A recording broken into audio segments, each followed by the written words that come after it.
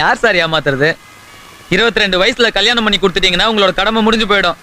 அதுக்கப்புறம் எத்தனை வருஷம் கூட வாழ்ந்தாலும் நாங்க தான் சார் பாத்துக்கணும். அதான் சார் காதல். மண்ணாங்கட்டி காதலிச்சு கூட்டிட்டு போய் கல்யாணம் பண்ணிடுவீங்க. அதுக்கப்புறம் கஷ்டம் வந்து நடு ரோட்ல விட்டு போயிடுவீங்க. அப்ப கூட ஒரு அப்பனோ அண்ணனோ தம்பியோ தாண்டா வரணும்.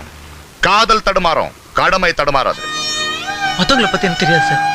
என் பிரியாவை நான் கணேசன் தான் பாத்துக்குவேன். என்ன பண்ணுவ? கப்ப வச்சு பிடிப்பியா? சார் என்ன சார்? என்னடா சார்? என் தங்கச்சியை கட்டிக்கிறதுக்கு என்ன தகுதி இருக்கு உனக்கு? எனக்கு என்ன சார் தகுதி இல்ல? அழகு இல்ல, அறிவு இல்ல, அந்தஸ்து இல்ல, பணம் இல்ல. காதலுக்கு பணம் தேவையில்ல சார், மனசு இருந்தா போதும். பிராக்டிகலா பேசுறா ஃபூல். மனசு போதும். மனசு வச்சுட்டு என்ன பண்ண முடியும்? 1 கிலோ அரிசி வாங்க முடியுமா? இல்ல உடம்பு சரியில்லை ஊசி போட முடியுமா? வாழ்றதுக்கு பணம் தாண்டா முக்கியம். என் தங்கச்சி வெளியே சாப்பிட்டு நான் 5 ஸ்டார் ஹோட்டல்ல தான் சாப்பிடுவேன். அவ ஒருவேளை சாப்பிடுறதுக்கு நீ 1 மாசம் சம்பாதிக்கணும். நீ எல்லாம் எங்க வேணாலும் படுத்து தூங்குவேன்.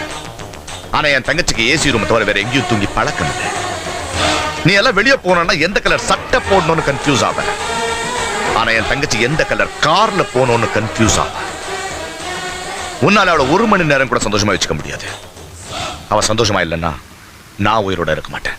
அதனாலதான் சொல்றேன், தயவு செய்து என் தங்கச்சியை விட்டு போயிடு.